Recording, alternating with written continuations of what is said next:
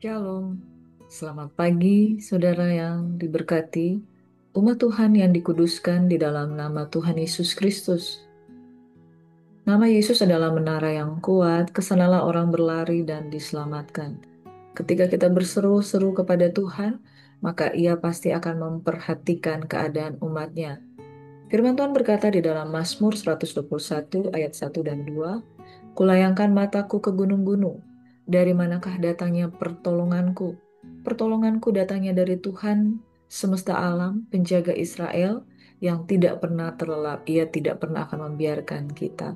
Saudaraku, pagi hari ini kita akan menyambut kebenaran firman Tuhan. Apapun keadaanmu pada pagi hari ini, kalau engkau mengalami tekanan, pergumulan, persoalan hidup, saudara berlarilah kepada Tuhan. Dia menyediakan kota-kota perlindungan, baik bagi orang yang bersalah maupun orang yang sungguh-sungguh mengharapkan pertolongan daripada Tuhan. Sekalipun kita di dalam lembah kekelaman, namun di dalam Tuhan kita tidak takut akan bahaya. Pertolongan Tuhan akan datang juga bagi orang yang mengandalkan Tuhan. Mungkin hari ini saudara sedang terikat dengan dosa, terbelenggu dengan kuasa-kuasa kegelapan, tetapi di dalam Yesus ada pertolongan dan kelepasan. Ingat, kita memiliki warisan kekayaan di dalam Kristus. Mari kita akan mau mendengarkan kebenaran firman Tuhan ini bersama-sama dan kita mohon pertolongan daripada Tuhan Yesus Kristus di dalam Roh Kudus. Mari berdoa. Terima kasih Tuhan. Terima kasih buat pagi hari ini. Kami mau mengucap syukur mengawali segala sesuatu bersama dengan Tuhan. Firman yang hidup adalah kekuatan dalam kehidupan kami, dan kami rindu untuk memuliakan Tuhan di dalam segenap hati dan pikiran kami. Mengawali hari ini dengan ucapan syukur. Dalam nama Yesus Tuhan, kami mau berdoa. Haleluya. Amin. Saudara yang diberkati, pagi hari ini kita akan merenungkan firman Tuhan dari kitab Efesus 1 ayat 1 hingga ayat yang ke-14. Nah, saudara, surat Efesus ini seringkali disebut sebagai mahkota atau alpsnya, alpennya, atau puncaknya, kemuliaan dari perjanjian baru. Karena ketinggian dan kedalaman pengajarannya tentang siapa kita di dalam Kristus, tentang siapa gereja di dalam Kristus Yesus, apa yang dapat kita nikmati, warisan apa yang dapat kita menikmati dalam Kristus Yesus. Jadi surat Efesus sebagai mahkotanya, the crown-nya, Alps-nya, atau ibarat gunung Alpen itu ada di puncak ketinggian dalam kemuliaan perjanjian baru. Nah, pasal 1 ini khususnya ayat 1 hingga ayat 14 merupakan satu doksologi yang megah atau pengagungan, puji-pujian, pemuliaan terhadap Kristus Yesus, tentang apa yang dapat kita dapatkan dari Kristus Yesus, yang merinci tentang apa itu rencana kekal Tuhan bagi umatnya yang sudah Dia pilih. Nah, Paulus menulisnya bukan untuk menegur kesalahan, tapi untuk meneguhkan iman jemaat di Efesus dengan mengingatkan mereka siapa mereka sebenarnya di dalam Kristus. Jadi begini saudara, ibarat kita memiliki satu identitas yang kita perlu kenal dengan betul, siapa sih itu Priscilla. Nah saudara, mari kita sebut nama kita masing-masing. Priscilla adalah siapa di dalam Tuhan. Saudara mungkin melihat saya sebagai seorang hamba Tuhan. Saudara mungkin melihat saya sebagai seorang wanita umur eh, 40-an lebih, ya, dengan keberadaan saya, dengan look saya dari luar, dari penampilan saya, dari merek baju yang saya pakai, dari merek tas yang saya pakai, merek mobil yang saya pakai. Saudara melihat dari apa yang kelihatan. Tetapi status saya di dalam kerajaan Allah, status saya di dalam Kristus yang sudah menebus saya, adalah seorang anak Tuhan dengan hak-hak istimewa, hak-hak pribadi, warisan apa yang dapat saya terima di dalam Tuhan Yesus Kristus. Saudara, kalau saudara melihat Pangeran William, Pangeran Harry, siapakah mereka? Mereka adalah pria setengah baya, ya, umur mungkin 40-an, saudara. Eh, Mereka adalah pria yang cakep, ganteng, tinggi, punya istri, punya anak, dan lain sebagainya. Tapi lebih dalam lagi, mereka itu siapa? Mereka adalah putra dari Raja Inggris. Hak istimewa apa yang melekat dalam kehidupan mereka? The apa putra mahkota. Pangeran William adalah putra mahkota. Kedudukannya calon raja. Kedudukannya dia akan memegang tampuk pemerintahan di kerajaan Inggris dengan hak-hak istimewa otoritas yang ada melekat di pundaknya sebagai seorang putra mahkota dan calon raja Inggris. Siapa mereka sebenarnya di dalam Kristus? Jadi kalau Pangeran William itu dia menyamar, dia berpura-pura datang ke satu desa di Inggris dengan menggunakan baju biasa, orang akan berpikir, wah ini orang adalah masyarakat biasa. Tetapi statusnya sebenarnya adalah pangeran. Nah, ini yang saya mau katakan, saudara, gereja Tuhan adalah calon mempelai wanita dari mempelai agung yang empunya kerajaan Allah.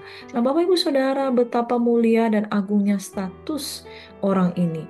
Jadi ketika Kate ya, Putri Kate yang kemudian menjabat sebagai calon permaisuri, istri dari Pangeran William ini, saudara, orang memandang dia bukan lagi sebagai wanita biasa. Demikian kita bukan lagi perempuan biasa, bukan lagi pria biasa, tapi adalah calon mempelai dari Tuhan Yesus Kristus. Nah, Bapak Ibu Saudaraku yang diberkati oleh Tuhan, status kita adalah status yang mulia, yang agung, dan kitab Efesus ini adalah pengagungan tentang cara Tuhan menilai dan memandang dan menerima kita sebagai anak-anaknya. Kekayaan orang yang terpilih. Wah, saudara, kekayaan orang-orang yang terpilih. Ibarat kita sudah diadopsi di kerajaan Allah menjadi adik-adiknya Pangeran William. Orang akan lihat, wah, ini Priscilla sudah diadopsi menjadi adiknya Pangeran William. Tentu kekayaan kerajaan Inggris menjadi bagian dia juga. Ada warisan yang akan saya terima kalau saya menjadi seorang adik dari Pangeran William. Dan kita menjadi, Yesus telah menjadi yang sulung di antara banyak saudara. Yesus telah menjadi sulung di antara banyaknya gereja Tuhan yang telah diangkat menjadi anak-anak Tuhan, being adopted ya, diangkat untuk menjadi anak. Dari Paulus Rasul Kristus Yesus oleh kehendak Allah kepada orang-orang kudus di Efesus, orang-orang percaya di dalam Kristus Yesus. Kategori orang percaya di dalam Kristus Yesus itu adalah orang-orang yang diadopsi di dalam kerajaan Allah dan menerima hak-hak kerajaan. Kasih karunia dan damai sejahtera dari Allah Bapa kita dan dari Tuhan Yesus Kristus menyertai kamu. Terpujilah Allah dan Bapa Tuhan kita Yesus Kristus yang di dalam Kristus telah mengaruniakan kepada kita segala berkat rohani di dalam surga. Jadi kitab Efesus 1 ayat 1 hingga ayat 14 ini berbicara tentang apa sih berkat rohani yang kita terima dalam Kristus Yesus.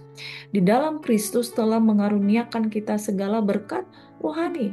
Ya, beberapa kali dikatakan di dalam Kristus, di dalam Dia, di dalam kasih. Nah, saudara, kita akan baca berturut-turut di ayat yang ketiga di dalam Kristus, di ayat yang keempat di dalam Dia. Allah telah memilih kita sebelum dunia dijadikan supaya kita kurus dan tercatat tak bercacat di hadapannya. Jadi kalau saudara lahir dengan latar belakang saudara anak pemulung, saudara anak pemungut sampah, saudara adalah anak ASN, anak presiden dan lain sebagainya.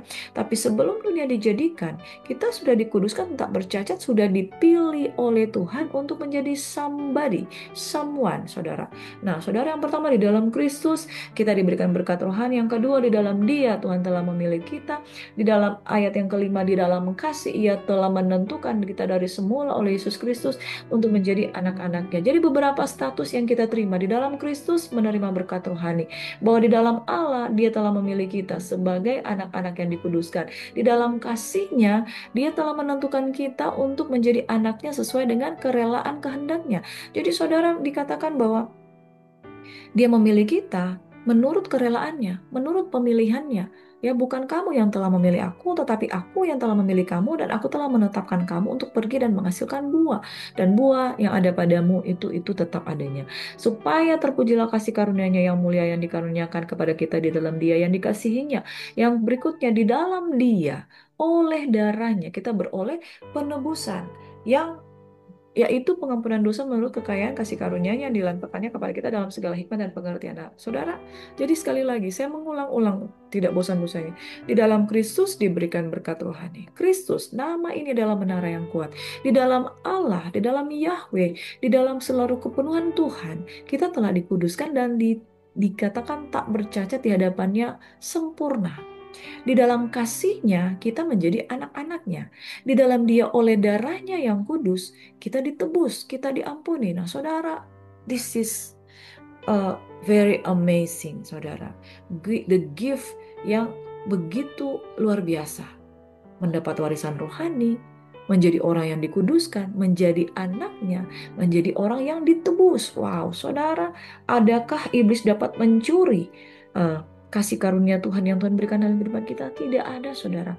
Makanya pengertian tentang identity kita di dalam Kristus ini kita harus hafal benar, kenal benar, tahu benar, klaim itu di dalam Tuhan. Ketika saudara berhadapan-hadapan dengan iblis, saudara dapat menyatakan identitas saudara. Pangeran William ketika dia ketemu dengan orang yang dia temui di desa, sekalipun dia mungkin menyamar sebagai penduduk desa setempat, ketika mereka mau mengobok-obok dia, dia akan gunakan statusnya. Mungkin dia akan katakan begini, tidak tahukah kamu bahwa aku adalah pangeran atau putra mahkota dari kerajaan ini, dan saudara mengolok-olok saya? Demikian juga saudara, iblis tidak bisa mengobok-obok saudara ketika saudara ada di dalam permasalahan pergumulan, lalu iblis kemudian akan menggoncang-goncangkan saudara. Saudara hanya perlu mengatakan, hai iblis, engkau tidak berkuasa atasku, karena di dalam Kristus saya menerima berkat rohani. Kalau kamu iblis, kamu mencurinya. Ingat, di dalam Allah kita sudah dipilih, dikuduskan, dan tak bercacat di hadapannya. Tapi iblis, dia sudah naik ke gunung yang tinggi, dia sudah naik ke puncak-puncak, tapi kemudian dia jatuh karena dosa-dosanya. Dia jatuh, kita dipilih. Hak kita lebih kuat. Dan saudara, iblis jatuh, dia dibuang dari sorga, dari langit, di sorga dibuang, kita diangkat menjadi anak-anaknya. Jadi kita memiliki status yang sama sekali berbeda dengan kuasa kegelapan, berbeda dengan iblis. Ingat, kita menerima warisan, iblis dibuang. Iblis tidak menerima apa-apa, hak-haknya dicabut. Di dalam Tuhan, di dalam kasih, dia Tuhan menjadikan kita anaknya, sedangkan iblis dibuang. Di dalam kasih Tuhan memilih kita. Iblis tidak lagi memiliki hak dalam kerajaan surga. Di dalam dia, oleh darahnya kita ditebus. Sedangkan destiny dari iblis, dia harus masuk ke jurang maut, diadili, dihakimi di sana. Jadi status itu sangat berbeda, saudara. Bagaimana mungkin saudara menyerahkan diri saudara ada di dalam pemerintahan iblis? Sesungguhnya saudara, pemerintahan kita itu kokoh, kuat, dan oleh darahnya, kalau iblis mengintimidasi saudara dengan dosa-dosa masa lalu, kamu kan begini-begini, dulu kamu sudah berzina, kamu punya anak di luar nikah, kamu sudah jatuh dalam dosa narkoba, kamu mabuk-mabukan, pergi ke nightclub dan lain sebagainya, kamu adalah seorang janda yang diceraikan dan lain sebagainya. Tapi di dalam darahnya kita beroleh penebusan. Saudara, penebusan ini, saudara, ibarat Yusuf yang ditebus sebagai budak belian, kemudian mendapatkan status yang baru. Bukan hanya itu, tetapi segala dosa-dosa dan pelanggaran kita, dosa-dosa masa lalu, sudah diampuni. Menurut apa? Dasarnya apa? Kalau iblis mengatakan, kamu diampuni atas dasar apa? Dosamu itu begitu besar, dosamu, kejatuhan itu begitu luar biasa. Tetapi kita katakan begini, menurut catatan, kasih karunia Tuhan itu cukup bagi kita, dan dikatakan bukan dicurahkan, bukan diberikan, tapi dilimpahkan. Berlimpah-limpah. Amin. Luar biasa, saudara. Ayat yang ke-9, sebab ia telah menyatakan rahasia kehendaknya kepada kita sesuai dengan rencana kerelaannya. Rencana kerelaan yang dari semula telah ditetapkannya di dalam Kristus. Artinya, adakah Kristus dipaksakan untuk menebus saudara? Adakah Kristus dipaksakan untuk menerima engkau apa adanya? Tidak, saudara. Penuh kerelaan, rencana kerelaan, inisiatif dari Tuhan, destiny kita diubahkan sebagai persiapan kegenapan waktu untuk mempersatukan di dalam Kristus sebagai kepala segala sesuatu, baik yang di surga maupun yang di bumi. Ini luar biasa, saudara. Kita ditebus, kita masuk dalam kerelaan kehendak Tuhan untuk apa? Dipersatukan di dalam Kristus. Saudara bayangkan, kita itu yang sangat-sangat nggak layak, dosa masa lalu kita tuh betul-betul layak untuk dibuang ke tebing laut, tapi dipersatukan dalam Kristus. Ada apa ini, saudara? Saudara, kalau saudara hanya bisa melihat dari kejauhan Pangeran William dari televisi, saudara tiba-tiba disatukan dengan pangeran ini, dengan status yang saudara dari nggak layak dijadikan layak, itu rencana penuh kerelaan yang luar biasa, saudara. Aku katakan ayat 11, di dalam Kristus, in Christ, karena di dalam dialah kami mendapat bagian yang dijanjikan. Kami yang dari semula ditentukan untuk menerima bagian itu sesuai dengan maksud Allah, yang di dalam segala sesuatu bekerja menurut keputusan kehendaknya. Saudara ditentukan dari semula untuk menerima bagian. Bayangkan saudara menjadi adik, ini sebenarnya hanya ilustrasi ya, menjadi adik dari Pangeran William. Saudara dari negeri anta beranta mana, tiba-tiba saudara mendapatkan satu sertifikat keabsahan, kamu masuk loh di dalam jajaran penerima warisan. Ih, luar biasa saudara. Tiba-tiba kamu mendapat surat dari Inggris, kamu mendapat hak warisan ya, berupa sebuah istana di daerah tertentu. Luar biasa saudara, supaya kami yang sebelumnya telah menaruh pengharapan pada Kristus boleh menjadi puji-pujian bagi kemuliaannya. Di dalam Dia, kamu juga karena kamu telah mendengar firman kebenarannya, itu Injil keselamatanmu. Di dalam Dia kamu juga ketika kamu percaya, ya saudara. Yang berikutnya, ketika kamu mendengarkan firman keselamatan, kamu tentang firman kebenaran, kamu diselamatkan. Di dalam Dia juga ketika kamu percaya, dimeteraikan dengan Roh Kudus yang dijanjikannya itu. Dan Roh Kudus itu adalah jaminan bagian kita sampai kita memperoleh seluruhnya, yaitu penebusan yang menjadikan kita milik Allah untuk memuji kemuliaannya. Saudara, perhatikan dengan baik.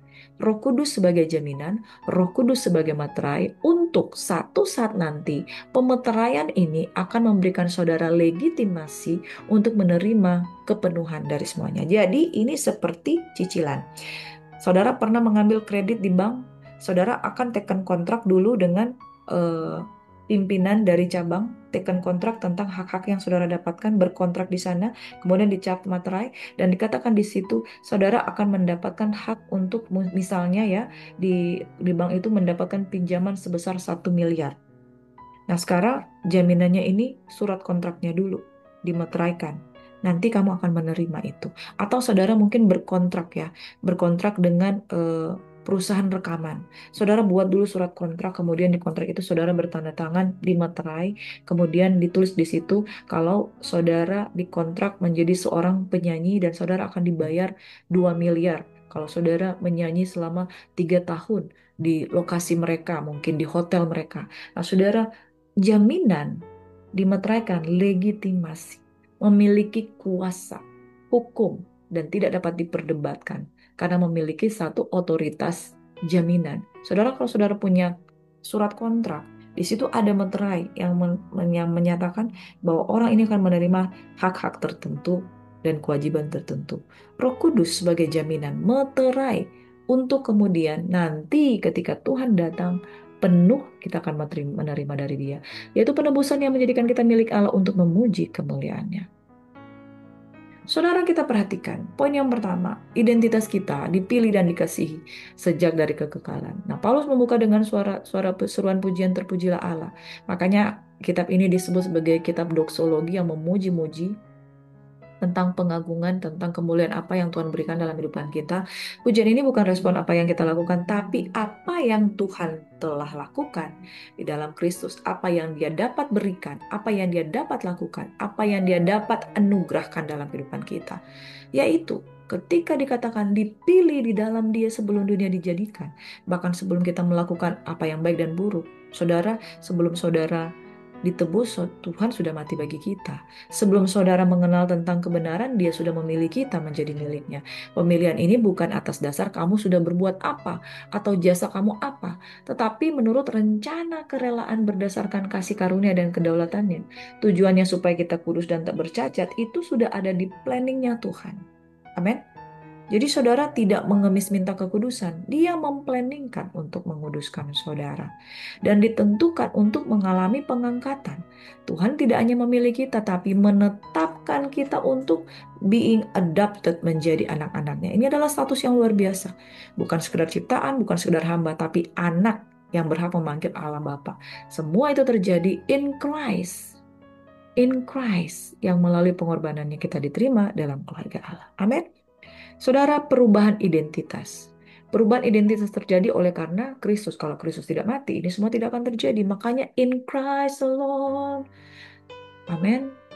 Kita percaya in Christ alone, identitas kita diubahkan.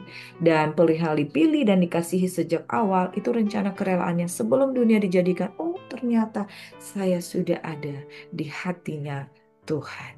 Makanya tidak ada alasan untuk sayang diri. Tuhan nggak sayang dengan aku, nggak saudara. Sebelum dunia dijadikan, engkau telah dipilih dan dikuduskan untuk pengudusan di dalam Dia. Pertanyaannya, apakah identitas utama sehari-hari Anda? Apakah kita lebih sering mendefine diri saudara berdasarkan jabatan di dalam pekerjaan, kegagalan atau pencapaian Anda atau kekurangan saudara?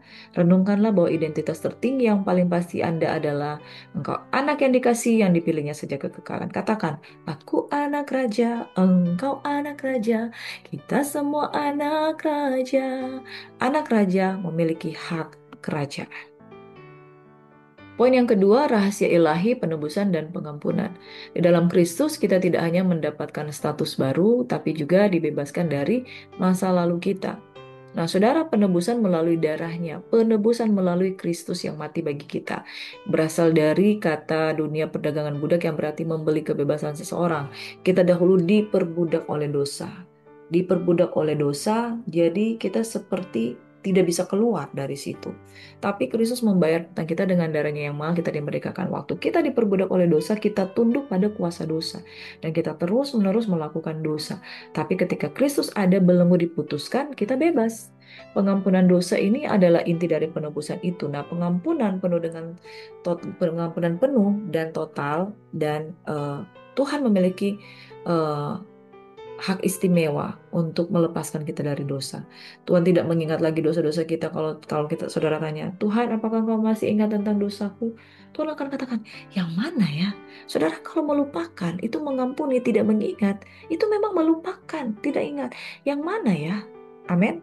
Telah dihapuskan oleh kasih karunia yang kaya itu. Mungkin dulu Priscilla A, B, C, D, dan ini semua dilakukan. Tapi Tuhan katakan, loh, di catatan saya kosong. Amin, saudara. Ketika catatan itu kosong, pemutihan dari dosa itu terjadi. Itu anugerah yang luar biasa. Nah, rahasia kehendaknya dinyatakan untuk mempersatukan segala sesuatu di bawah satu kepala, yaitu Kristus. Bayangkan, saudara, saudara ini yang terpisah dari Tuhan karena dosa, menjadi satu dengan Dia. Amin.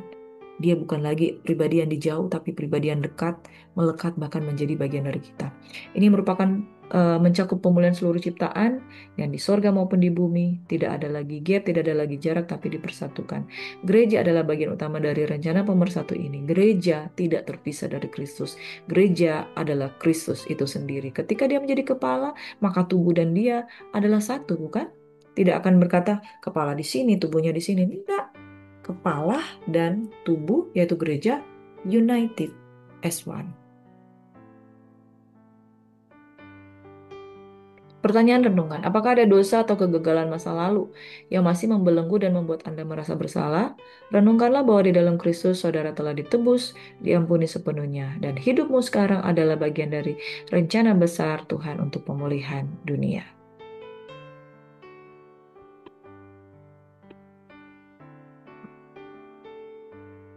Poin yang ketiga, saudara, warisan kekal dimeteraikan dan dijamin. Artinya, saudara, nggak usah takut. Saudara sudah dicatat di dalam catatan notaris, di suratnya tercatat di situ. Nama 1, 2, 3, 4, 5 mendapat warisan. Nah, bagian terakhir ini menegaskan bahwa jaminan atas segala janji Allah itu dimeteraikan di dalam Roh Kudus. Begini, saudara, kalau Roh Kudus sebagai materai, makanya ciri-ciri orang yang penuh Roh Kudus bisa dikatakan orang ini adalah orang yang berhak menerima warisan kekal. Tapi kalau saudara tidak mengalami kepenuhan Roh Kudus, saudara tidak mengalami dimateraikan dengan Roh Kudus, jadi pertanyaan apakah saudara akan menerima atau tidak? Amin. Kita menerima jaminan atas janji Allah itu melalui Roh Kudus. Materainya Roh Kudus. Kalau nggak ada materai, lah kamu nggak ada namanya di sini. Kita mendapat bagian yang dijanjikan di dalam Kristus, mendapat warisan sebagai berkat rohani yang dijanjikan, yaitu kehidupan kekal, persekutuan dengan Allah, kemuliaan yang akan dinyatakan. Dan materainya apa? Roh Kudus. Perhatikan, saudara. Apakah saudara telah menerima Roh Kudus? Saya mengalami dari yang tidak dimateraikan, yaitu menerima bahasa roh, menerima pengurapan, menerima karunia-karunia Roh Kudus, menerima hal-hal yang dari Kristus melalui Rohnya yang kudus. Roh Kudus diberikan kepada kita sebagai meterai. Tanpa meterai tidak sah, tanpa Roh Kudus tidak sah. Perhatikan, saudara, apakah saudara sudah mengalami Roh Kudus? Pada zaman itu meterai adalah cap resmi yang menandakan kepemilikan, otentitas, dan perlindungan. Itu merupakan jaminan bagi kita dalam milik Allah bahwa janjinya adalah sah, itu dalam Roh Kudus. Jaminan atas warisan kita, Roh Kudus adalah jaminan atau arabon yang berarti uang muka, DP, jaminan pembayaran penuh dari warisan kita, kehadirannya dalam hidup kita membimbing, menghibur, dan menguduskan adalah rasa pertama dari sukacita dan kemuliaan kekal yang akan kita alami secara penuh di masa depan. Saudara, kalau saudara menerima materai, sudah dijamin, nanti ya, ini dulu, nanti ya sisanya. Amin. DP dulu, sisanya akan diterima kemudian. Pertanyaannya sebagai renungan di tengah ketidakpastian dunia, apakah yang menjadi jaminan dan pengharapan Anda? Renungkan bahwa Anda telah dimeteraikan dengan Roh Kudus jika saudara sudah menerimanya. Kehadirannya adalah jaminan nyata bahwa Allah akan menyelesaikan apa yang telah mulai dalam hidup Anda. Itu sebabnya saudara, mari kita bersyukur kalau hari ini kita memiliki Roh Kudus dalam hati kita, dalam hidup kita. Makanya saudara, tidak ada keraguan sedikit pun. Anda sudah menerima down payment hak kerajaan sebagai ahli waris. Nanti akan menerima kepenuhan di waktu yang akan datang. Kesimpulan, Efesus 1 ayat 1 hingga 14 adalah gambaran megah tentang kasih karunia Allah, the grace of God. Semuanya berpusat pada Kristus, in Christ, disebutkan berulang kali. Dan semua ini adalah anugerah dari awal hingga akhir menurut kerelaan kehendaknya. Jadi Tuhan tidak pernah terpaksa menebus saudara. Tuhan tidak pernah terpaksa harus menerima saudara, tapi dia memang merencanakan untuk itu. Untuk memuji kemuliaan kasih karunia. Oleh sebab itu, mari kita memiliki satu hak istimewa untuk bermegah. Tuhan sayang dengan kita. Amin. Selanjutnya aplikasi untuk hidup kita sehari-hari. Mari kita hidup dalam pujian, kita hidup dalam keyakinan, kita hidup dalam misi. Karena di dalam pujian, respon utama kita adalah hanya untuk mengembalikan semuanya dalam pujian. Emang kita bisa apa, saudara? Kita harus menjadi cerminan kemuliaan kasih karunia-Nya. Yang kedua, hidup dalam keyakinan bahwa kita itu sifatnya pasti. Tidak ada janji Tuhan yang tidak pasti. Abraham saja pernah meragukan bahwa Sarai akan mengandung putranya di dalam Tuhan. Tapi kemudian dia melihat bahwa Tuhan menggenapinya. Saudara jangan pernah ragu. Mari berjalan dengan confidence, penuh percaya diri, damai, dan nggak ragu sedikit pun. Nggak akan oleng oleh karena melihat kiri kanan begitu banyak masalah. Kak, yakin sepenuhnya identitas penebusan dan masa depan kita aman dalam tangan Tuhan. Dan berikutnya hidup di dalam misi, yaitu kita diberitahukan rahasia rencana Allah untuk dunia. Tugas kita sekarang adalah hidup sebagai anak-anak terang dan memberitakan kabar baik tentang rekonsiliasi ini kepada semua orang, sehingga semakin banyak orang yang percaya dan memuliakan Dia. Soli Deo Gratia, kemuliaan hanya bagi Tuhan. Tuhan Yesus memberkati, mari berdoa. Terima kasih Bapa di surga buat pagi hari ini. Kami yakin sepenuhnya bahwa rencana kerelaan kehendak-Mu adalah memilih kami sebelum dunia dijadikan untuk kami menjadi anak-anak kerajaan, dimateraikan dengan Roh Kudus sebagai satu tanda materai daripada Tuhan untuk kami menerima jaminan ini sepenuhnya untuk menerima hak waris dalam kerajaan Allah. Kemuliaan bagi Tuhan di tempat yang maha tinggi, biarlah kami memuliakan Engkau dalam kehidupan kami. Bapa, kami berdoa untuk jemaat Tuhan yang sedang sakit, yang sedang kehilangan iman, yang sudah meninggalkan Tuhan, yang sudah meninggalkan ibadahnya. Kiranya Tuhan memulihkan, memberkati keadaan hidup mereka Tuhan, sehingga mereka mendapatkan iman kembali dan percaya bahwa di dalam Kristus dimateraikan, di dalam Kristus menerima warisan, di dalam Kristus diampuni, di dalam Kristus kita menjadi anak-anak Allah, di dalam Kristus kita menerima karunia-karunia rohani. Di dalam nama Yesus Kristus Tuhan, kita terima semua berkat yang spesial ini. Tuhan kiranya memberkati dan melindungi Engkau. Tuhan menyinari Engkau dengan wajah-Nya, memberikan Engkau kasih karunia. Tuhan menghadapkan wajah-Nya kepadamu dan memberikan Engkau damai sejahtera. Keluar masukmu diberkati, ditunggui dan dijagai oleh Tuhan. Di dalam nama Yesus, segala aktivitas kami serahkan ke dalam tangan Tuhan. Yang berhutang dibebaskan, yang terbelenggu dosa dilepaskan, yang mengalami sakit penyakit disembuhkan, yang berbeban berat Tuhan berikan kelegaan. Kita sambut berkat ini hanya di dalam nama Yesus Tuhan. Kami berdoa dan bersyukur. Amin. Shalom saudaraku, selamat beraktivitas. Tuhan memberkati. God bless you.